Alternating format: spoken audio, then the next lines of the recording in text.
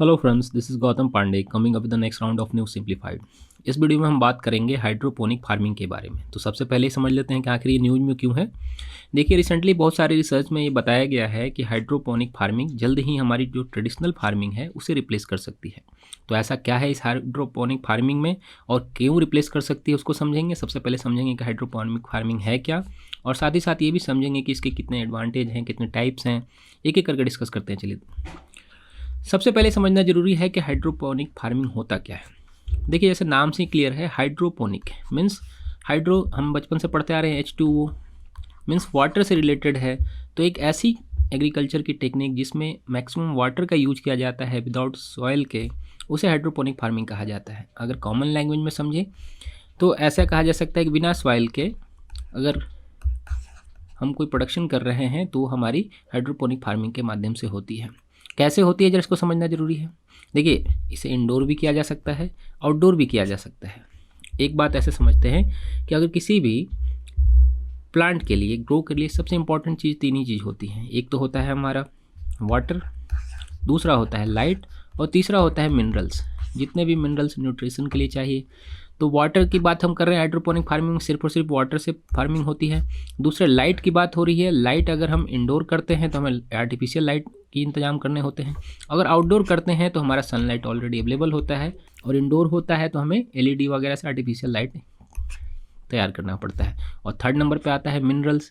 Minerals के बिना कोई भी प्लांट ग्रो नहीं कर सकता है। तो आप ये सुनने में थोड़ा मजाक लग सकता है कि क्या सॉइल के बिना जितने भी प्लांट हैं उन्हें ग्रो कराया जा सकता है, उन्हें मिनरल कहाँ से मिलेगा, ये सबसे बड़ा क्वेश्चन है। तो इसको समझते हैं। देखिए, जैसे कहा हमने कि वाटर चाहिए, लाइट चाहिए, और चाहिए हमें मिनरल्स। तो मिनरल्स किसी प्लांट की ग्रो करने के लिए एक इंपॉर्टेंट चीज़ होते हैं। जैसे नाइट्रोजन है हमारा, पोटेशियम है, कैल्शियम है, मैग्नीशियम है, फॉस्फोरस है, सल्फर है, जिंक है, आयरन है। बेसिकली इन सारी चीज़ों की ज़रूरत होती है। 80 से और भी बहुत सारी चीज़ें होती हैं प्लांट की ग्रो करने के लिए।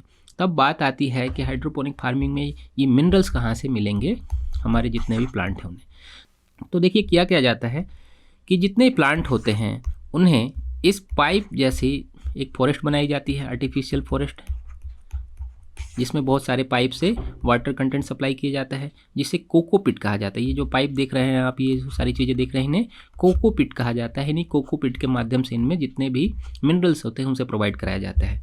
तो कैसे कराया जाता है इसको समझते हैं। देखिए, फर्स्ट ऑफ ऑल जितने भी हमारे मिनरल्स हैं, जितने हमने बात की अभी, इन सारे मिनरल्स का एक वाटर सॉल्वेंट बनाया जाता है, और इसी वाटर सॉल्वेंट को इस पाइप के माध्यम से इन पौधों तक पहुँचाया जाता है। जिनके रूट हैं, यहाँ पर इन्हें ये मिनरल्स प्रोवाइड कराए जाते हैं, जिससे ये प्लांट अपने रूट्स के माध्यम से जो भी मिनरल्स हैं उसे ऑब्जर्व कर लेते हैं और अपना ग्रो करते चले जाते हैं। तो अब जरा समझते हैं हम कि ये हाइड्रोपोनिक फार्मिंग कितने टाइप की होती है। ये तो हमने समझ लिया कैसे होती है। अब इसको समझते हैं कि कितने टाइप की होती है। देखिए, बेसिकली 4 टाइप जो है इसके सबसे ज़्यादा इंपॉर्टेंट है, फेमस है। एक है हमारा स्टैंडिंग एरेटेड न्यूट्रिशन सोल्यूशन, दूसरा है न्यूट्रिएंट फिल्म टेक्निक NFT, तीसरा है एरोपोनिक सिस्टम, फोर्थ है डच बकेट ग्रो सिस्टम। तो एक एक करके समझते हैं कि क्या होता है। देखिए, सबसे पहले हम स्टैंडिंग एरेटेड न्यूट्रिशन सोल्यूशन के बारे में समझते हैं।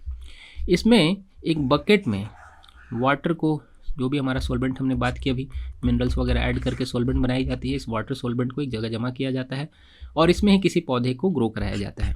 अगर आप रिकॉल करने के लिए कोशिश करें तो याद कीजिए, आप हमने कभी ना कभी मनी प्लांट का ट्री देखा होगा। मनी प्लांट में हमने देखा होगा कि एक बोतल में जिसमें वाटर होता है उसमें लगा देते हैं और वो ग्रो करता चला जाता है, बट उसमें हम एक्स्ट्रा सॉल्वेंट कुछ नहीं मिलाते हैं, मीन्स कोई एक्स्ट्रा मिनरल्स वगैरह ऐड नहीं करते हैं, वो वहीं से सॉल्वेंट ले लेता है वाटर से ही।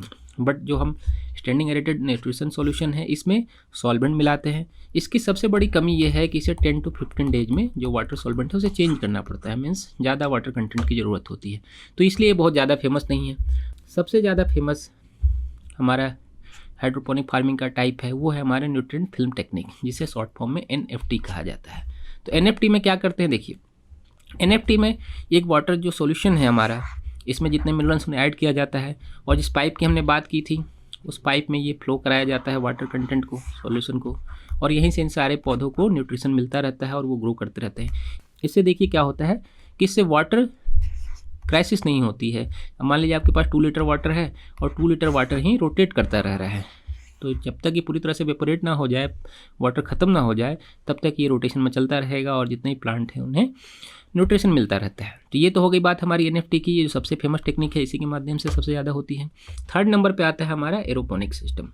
तो एरोपोनिक सिस्टम को समझते हैं। देखिए, एरोपोनिक सिस्टम में पौधे को वाटर कंटेंट में डुबाया नहीं जाता है।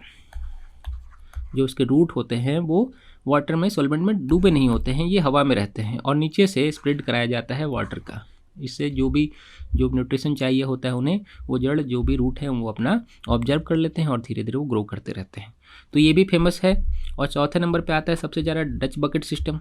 डच बकेट सिस्टम सबसे ज़्यादा फेमस इसलिए हो रहा है कि जितने बड़े लेवल पे जो बड़े प्लांट हैं, खास करके जैसे कि अगर हम टोमेटो की बात करें, ब्रिंजल की बात करें या स्पाइसेज वगैरह की बात करें, तो इन्हें भी इन सारे माध्यम से उगाया जाता है।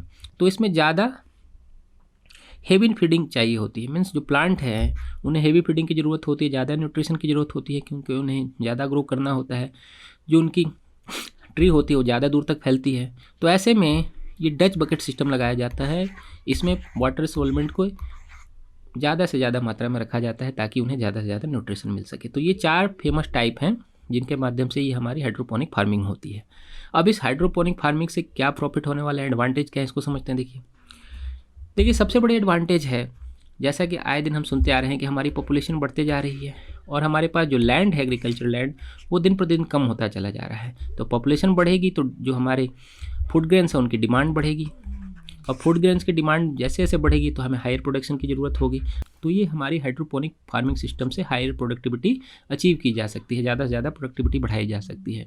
दूसरे नंबर पे आता है कि ये प्लांट जो होते हैं, चाहे इंडोर हों या आउटडोर हों, बहुत तेज़ी से ग्रो करते हैं। मीन्स जो जनरल हमारे ट्रेडिशनल फार्मिंग होती है उससे 20 से 30% ज़्यादा तेज़ी से ये ग्रो करते हैं और इन्हें वाटर कंटेंट की कम ज़रूरत होती है। जैसा कि हमने डिस्कस किया, अभी आपको कहा जाता है कि जो ट्रेडिशनल फार्मिंग है उससे 90% कम वाटर की ज़रूरत होती है। क्यों ज़रूरत कम होगी आप समझ सकते हैं। मान लीजिए कि आप 1 एकड़ एरिया पे एग्रीकल्चर कर रहे हों, तो हो सकता है कि 1 एकड़ एरिया में वाटर सिंचाई करने के लिए 1000 लीटर की ज़रूरत हो, बट अगर आप उतने ही प्रोडक्शन आप इंडोर कर रहे हैं तो हो सकता है कि 2 to 5 लीटर में आपका काम चल जाए। तो आप समझिए कितने कम वाटर की ज़रूरत हो रही है। तो जो हमारी वाटर क्राइसिस वाली कंडीशन आ रही है ग्लोबल वार्मिंग के कारण, तो उसके कंटेक्स्ट में हम कहें तो ये लो वाटर यूज करता है। इसलिए भी कहा जा रहा है कि लॉन्ग टर्म में, फ्यूचर में ये हमारी ट्रेडिशनल जो फार्मिंग सिस्टम है उसे रिप्लेस कर सकती है। थर्ड नंबर पर हम देखें, अगर बात करें आगे, तो फार्मिंग विदाउट पेस्टिसाइड होता है। मीन्स जो हम इसमें ग्रो करते हैं प्लांट को, उसमें किसी प्रकार का कोई पेस्टिसाइड, कोई हार्मफुल फर्टिलाइज़र कुछ यूज नहीं होता है। मीन्स 100% प्योर होता है ये। इसलिए भी इसकी डिमांड बढ़ती जा रही है और बड़े बड़े शहरों में देखिए आप, वहाँ भी डिमांड ज़्यादा हो रही है, क्योंकि लोग चाह रहे हैं कि अधिक से अधिक ऑर्गेनिक चीज़ें खाएं विदाउट पेस्टिसाइड वाले, ताकि उन पर हेल्थ इशू ना आए। ये भी इसलिए भी ज़्यादा डिमांड है इसकी और इसलिए भी इम्पॉर्टेंट है। और फोर्थ लास्ट नंबर पर अगर हम बात करें, तो सबसे अच्छी बात यह है कि इसके लिए आपको कोई बहुत बड़े लैंड की ज़रूरत नहीं है। एक आप मान लीजिएगा अगर 10 by 10 के घर में भी आप रहते हैं, एक रूम में भी इसे आप ग्रो कर सकते हैं अधिक से अधिक रेक बनाकर, जैसा कि आप इमेज में देख रहे हैं। तो ये एक इम्पॉर्टेंट पॉइंट है जो इसका एडवांटेज है। अब बात आती है कि ये हाइड्रोपोनिक सिस्टम सबसे पहले इंट्रोड्यूस कहाँ हुआ। तो देखिए इसके भी समझ लेते हैं बैकग्राउंड के। ये सबसे पहले इंट्रोड्यूस किया गया था इजराइल में, वहीं से ये वर्ल्ड वाइड फेमस हुआ है इजराइल से। और करंटली अगर हम बात करें तो फ्रांस में, यूरोप के बहुत सारे नेशन में ये चीज़ें फैलती चली जा रही हैं, बहुत ज़्यादा यूज हो रही हैं। इंडियन कंटेक्स्ट में हम देख रहे हैं कि दिल्ली, मुंबई जैसे बड़ी बड़ी सिटी में इनकी डिमांड बढ़ती जा रही है, ताकि छोटे जगह में भी लोग अब अपने लेवल पे भी हाइड्रोपोनिक फार्मिंग कर रहे हैं और चीज़ों को प्रोडक्शन कर रहे हैं। देखिए एक पॉइंट यहाँ समझना ज़रूरी है कि करंट का जो सिचुएशन है इसमें मैक्सिमम सिर्फ और सिर्फ वेजिटेबल को ग्रो कराया जा रहा है। मीन्स वेजिटेबल, अब ऐसा नहीं कि फ़िलहाल अभी हम धान चावल ये चीज़ें देख रहे हो, बट मैक्सिमम मात्रा में अभी हम सिर्फ और सिर्फ वेजिटेबल को देख रहे हैं। खास करके जो भी सलाद आइटम होते हैं उनका ग्रो किया जा रहा है जैसे, तो इसका डिमांड ज़्यादा है, अभी वेजिटेबल लेवल पे हो रहा है। तो होप आपको ये वीडियो समझ में आई होगी। Thanks for watching. Current Affairs by Forum IAS is an all-in-one program that covers the dynamic aspect of the syllabus from both prelims and mains perspective. Last year, we have helped more than 100 students crack IAS with our current affairs classes.